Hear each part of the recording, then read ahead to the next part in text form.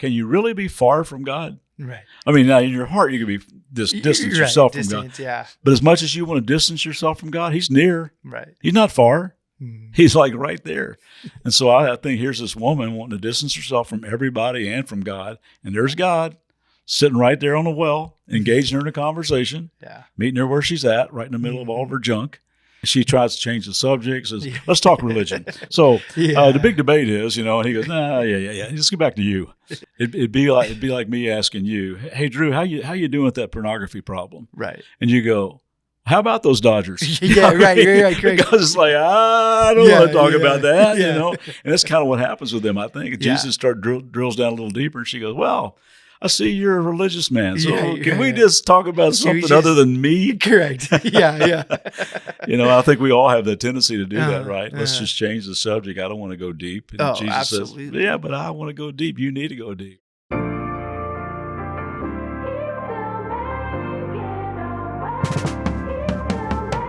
Pastor Mike Breaux, you're here this weekend. Yep. Good to be back, man. Yeah, right. You spoke a great message, as always. Thanks, people love it when you come to One and All and love hearing from you. Well, I love being here, man. Yeah. I miss being here more often, but I'm sure we miss you being here more often. I'm here when I can be. So I love it. And we love it. But before we get into it, I have to talk about something. Okay. I was home. I forgot, maybe a few weeks ago.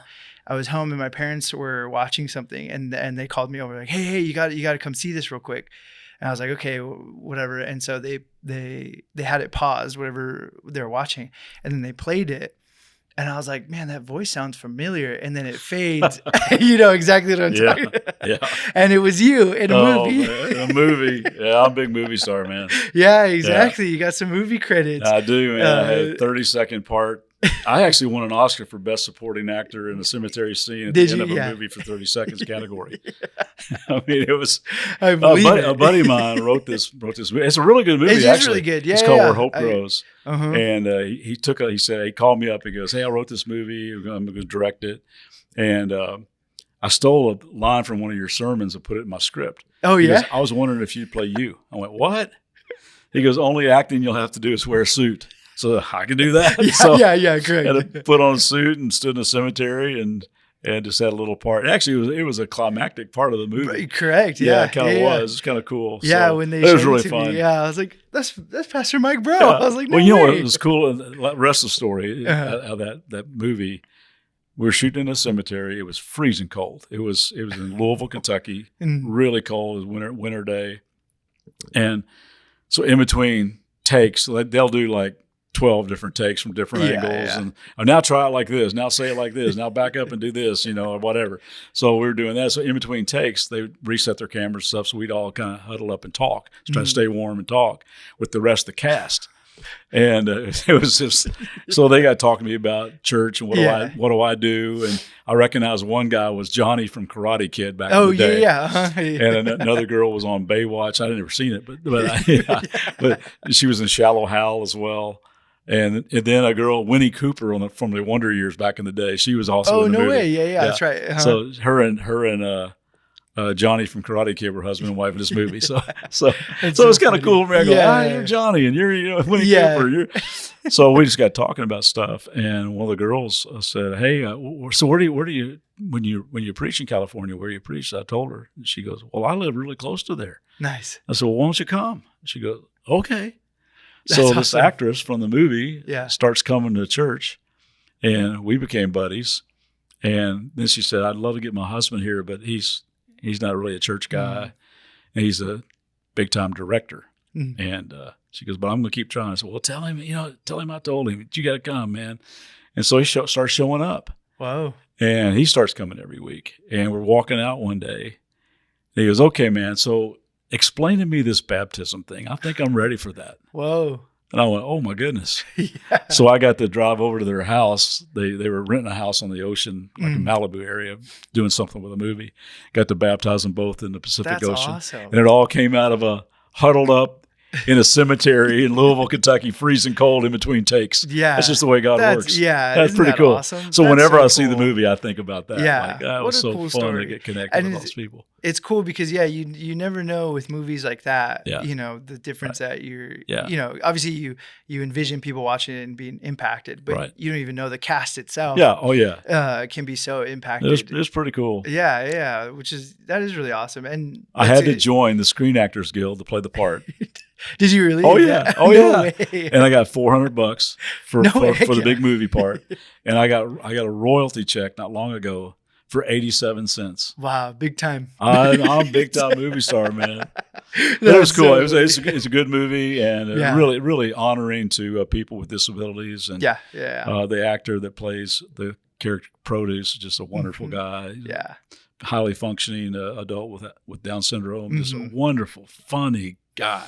Oh yeah, who just he makes the movie. So good movie. If you haven't seen it, check it out. Breaux. I think it's on Netflix. So yeah, I believe so. Yeah, it was a really good movie. I was shocked. Hang on for the 30-second part. yeah. That honestly though, I was like very like, dang, if you wrote that, I was like, that's powerful. That's a powerful line. Yeah. Obviously I can't say it verbatim, right. We'll leave it the mystery so people can watch it. Go watch it, tune in and watch it. Yeah. Yeah. Cool. Yeah. And the guy that wrote it and directed it's just a great dude. Yeah. So, it seems it was really good. The parts that I was seeing, I was like, wow, this is actually a solid film. Yeah. But it was a great way to segue from that story into what you're kind of talking about today. Yeah. Of Jesus meeting the woman at the well and how powerful that story is. Right. There's nothing I would rather do in preaching and teaching than to unpack a story. Right. Unpack a narrative. It's just so fun. Yeah. To put yourself right there. Right. You go, man, I was standing right over there watching this conversation. That's what I feel like when I'm unpacking one of those things. Yeah. That's actually something I wanted to ask you kind of on preaching. Yeah. Like your preaching style is one of the things I admire about you a lot is your way to tell stories. It's so good. You captivate us very quickly. Obviously you're telling stories of the Bible. So that itself is, I get good material. That's for sure.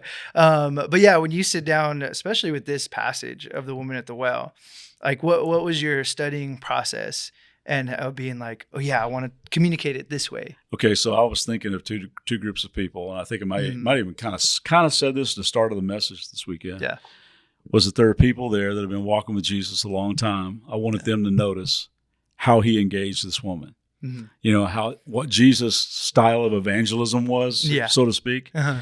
Like he just met her where she was. Yeah. And just engaged her that way. Yeah. And I wanted people that have been walking with Jesus a long time to notice that. Right. That when you're talking with somebody, you don't have to come all prepared to throw down all the apologetics and stuff. Right. Just meet them where they are. They needed a friend. Yeah. And that's what he did. He saw this woman needed a friend.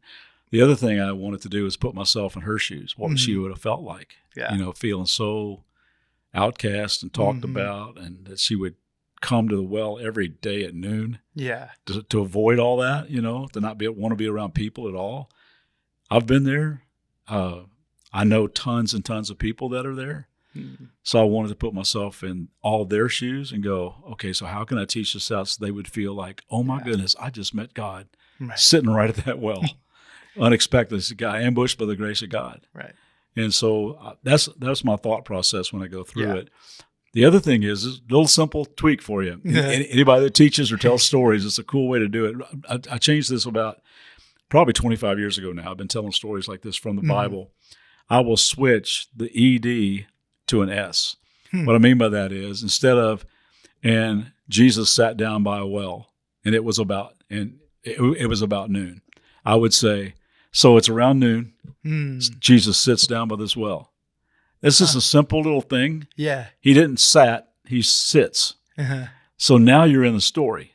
She walks up instead of she walked up. Right. She walks up. So now it's like a movie. Correct. Yeah. You're watching a movie, so you're in the story with all of it. And just that little simple changing it to the present tense instead of the past tense.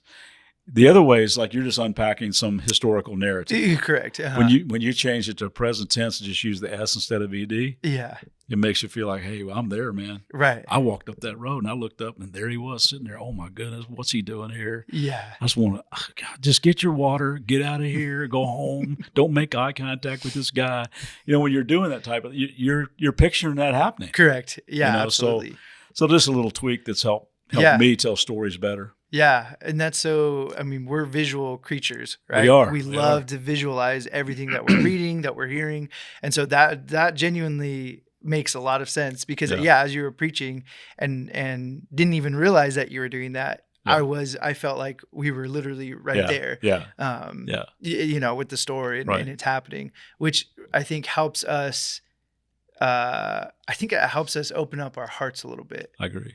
Because we see her how she is, and then kind of what you're saying, like I'm putting myself in her shoes. Right. Like we're I don't want to say we're forced, but we're faced. The Holy Spirit does that, man. It's like if we can put ourselves in that person's shoes and feel like we're in this scene, right? Then we are in that scene, Mm-hmm. and the Holy Spirit can go, "I'm talking to you." Yeah. This is for you. Yeah. You thought that everybody would refuse to have anything to do with you. Jesus doesn't refuse anybody. Yeah. And now he's talking to you. Yeah. You're that woman in that story. Mm-hmm. So I think that's the importance of telling a story like that. Because it does give the Holy Spirit can do whatever he wants to do, however he wants to tell it. But I just want to do my best to tell a story well so that he can do what only he can do. I'll tell young pastors all the time as a teacher, I was a basketball player for years, that my job as a teacher is to throw the best alley-oop pass I can throw. God comes along and dunks it on somebody. I just got to throw a good pass. Yeah. And so I want to work hard on my passing skills. Right. So that I can. Oh, that's a really cool way to put it. It's not up to me to change people's hearts. Right. I just want to give him an opportunity to put it on somebody. Yeah, exactly. And do we have a huge problem with wanting us to be the ones that change people's hearts? Yeah. I mean, I'm seeing it a lot lately, just even like social media and pastors posting on there, or it's everything I've been noticing is like hot takes, right? Like, God meant this or this in the garden. This is what, and it's just like, it's not our responsibility to change the hearts of people, but to communicate what the Holy Spirit is giving us. Right. Which obviously you do very well. And so, even speaking of like the Holy Spirit starting to work as we're listening to this story, I think it's an invitation to be vulnerable, right? To actually look inwardly at the things that we think that God would look at and say, you know what, you're too far gone. I can't do this, right? Because that's what we hear all the time when we think about our past, our shame, the things we've done that take us out of God's grace. Yeah. And so you do it very well. And I want to talk a little bit about like isolation.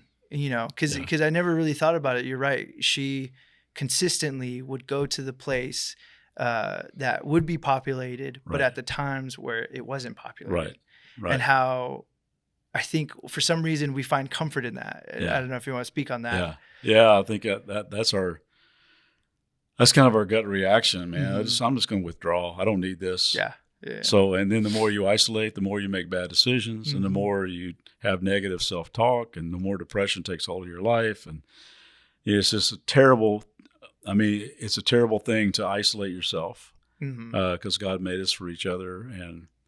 But sometimes you just feel like I can't be around that. They say nothing but bad things about me. Right. So you isolate, and then it just starts this spiral. Downward spiral. So I would encourage anybody that's feeling feelings of worthlessness or feeling like people are talking about them or they feel a lot of shame. Guilt is one thing. I'm sorry to backtrack here, but guilt you're good. Guilt is one thing. I mean, we all feel guilt. We go, and the guilt's like that. It's a good emotion from God. He put it on like a check engine light on our dashboard. Right.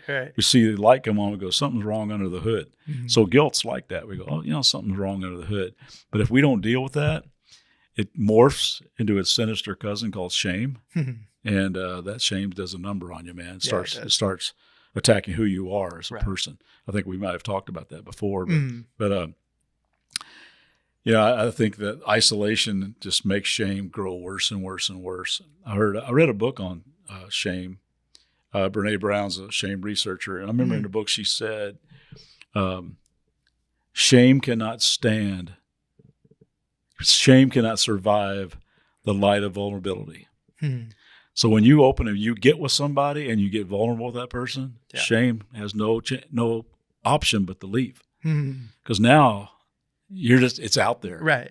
And now God can do his healing work in you because it's out there. And the only way to get it out there is to not isolate yourself and pull up close to somebody. So, right. So I think Jesus knew that. That's why, like I said in the message, he had to go through Samaria. Didn't have to, right? But he had to. You know what I mean? Because she was there, right? And she was lonely, and she was beat up, and she was, depressed, and she was reeling from her past, and she needed a friend, right? And I said in the message this weekend that and I never really taught on this before because I've used this line all the time about people being far from God. We need to reach people that are far from God. And that's true. We do. But how far is God really? I mean, can you really be far from God? Right. I mean, now in your heart, you can be distance yourself from God. Yeah. But as much as you want to distance yourself from God, he's near. Right. He's not far. He's like right there. And so I think here's this woman wanting to distance herself from everybody and from God. And there's God sitting right there on the well, engaging her in a conversation, meeting her where she's at, right in the middle of all of her junk. Yeah, I love the way that Jesus, he starts off with just water stuff, and give me a drink, and then he just keeps drilling down deeper, just going back. She tries to change the subject, says, let's talk religion. So the big debate is, and he goes, just get back to you. I just love the way he did that because he knew that what she needed. Right. So it's such a cool story, man. It's such a story of redemption. And correct. Yeah. Oh, absolutely. I feel like, speaking of like trying to change the subject when you're really confronted, when you're, technically exposed and, vulnerable.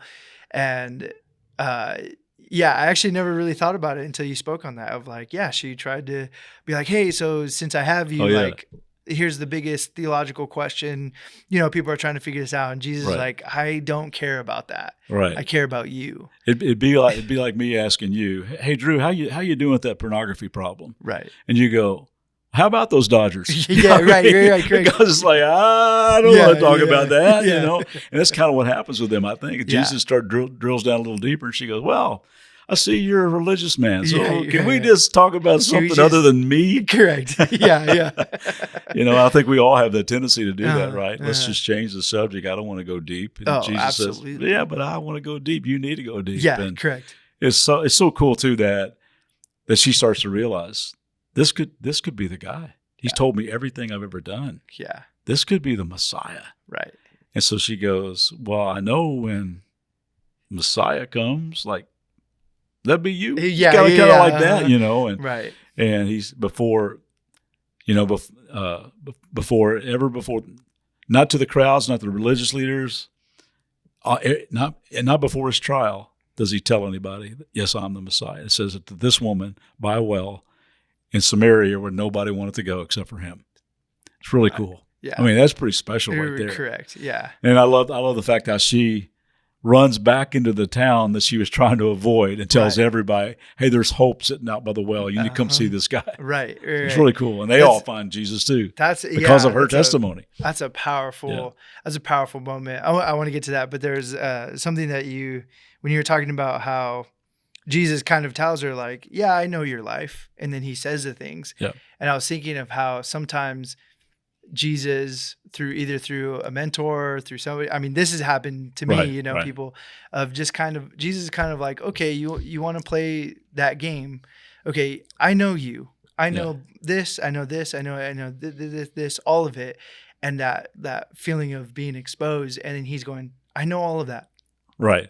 Do away with that. Let's get to the actual heart. You know what I mean? Yeah. And how powerful that is. Just thinking of him just being like almost saying like okay, I'll play ball with you. You know what I mean? I'll say the things that you are shameful of. Right. And sure, we can validate those things. But at the same time, I'm not going to validate. You know what I mean? I'm going to throw this away.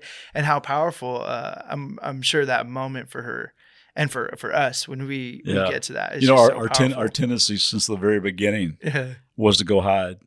Like Adam and Eve, they go hide. Mm-hmm. God goes, "Where are you?" He knew where they were. It's like when I play hide and seek with my kids and they're little. Yeah. I got a 3-year-old hiding behind like a pole lamp. They're totally exposed, but they think they're hidden. I'm going, "Where are they?" And we think we can hide from God, and that's just futile. Right. And they said, "What are those who think they can hide their deeds in the dark and say, where is he? He doesn't know what's going on."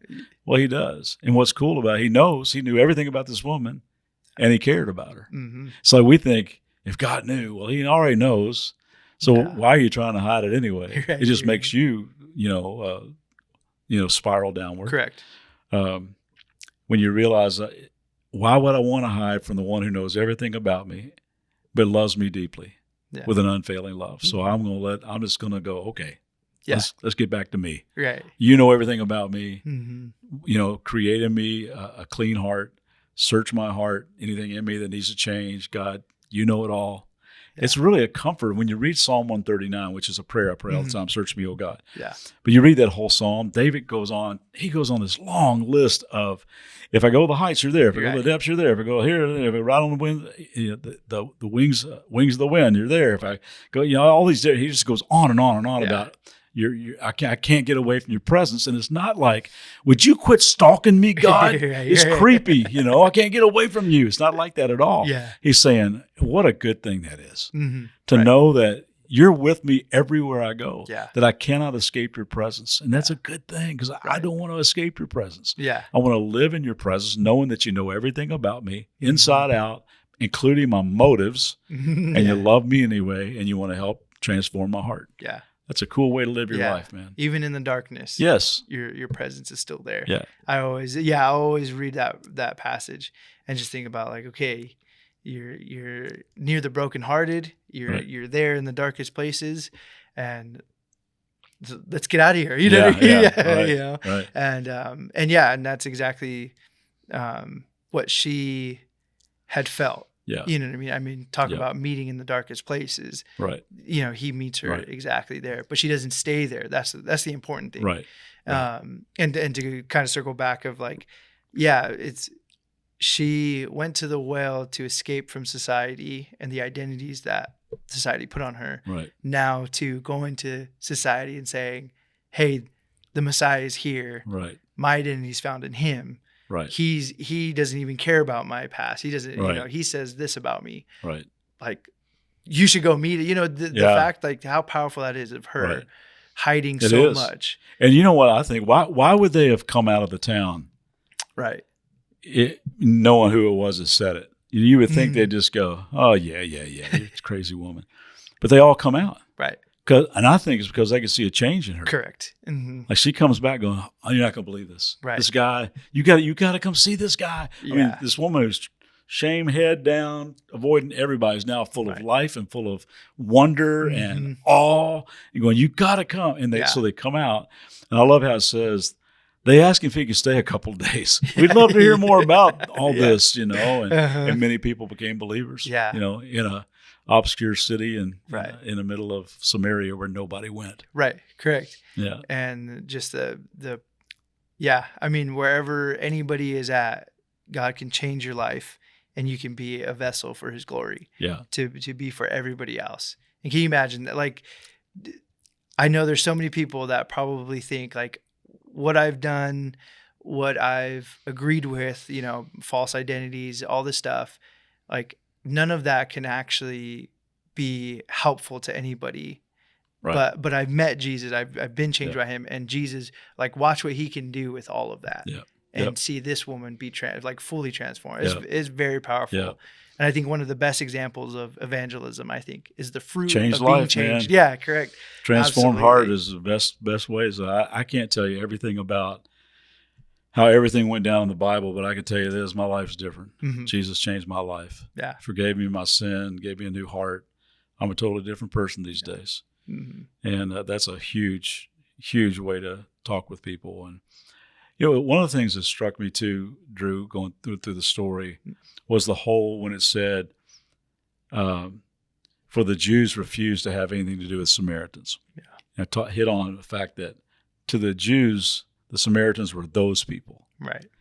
And how in our culture, we got those people. Mm-hmm. Like, yeah, God, you told me to love everybody, but there's those people. Yeah, And it seems like there's more and more of that in our culture these days. Lots of division and stuff and so we all kind of have a tendency to group people into those people category. Right. Jesus never had a those people category. Mm-hmm. He had just people. Priceless people. Right. So that's always challenges me to go, I don't want to have a those people list. Right. I just want to have people. Yeah. Yeah, and wherever I'm at, I'm not going about life looking at people like that either. Right. Like everybody that I encounter is the opportunity to show the love of Christ. Right. And everybody's invited to that. Right. And no matter how vile they may be, God has attached a valuable price tag to them. Right. And he leaves the 99 and goes mm-hmm. after the one, mm-hmm. And tracks them down. And that's just, and I was that one. Right. So I never want to forget that. Right. Correct. I don't want to, for me to group people into those people who are too far gone or whatever, or because they don't agree with me, whatever. I don't like those people. Yeah. And I don't want to get like that. I want to go, Amazing Grace, how sweet the sound that saved a wretch like me. Mm-hmm. And I want to live with that awareness so that I don't have a those people list. Right.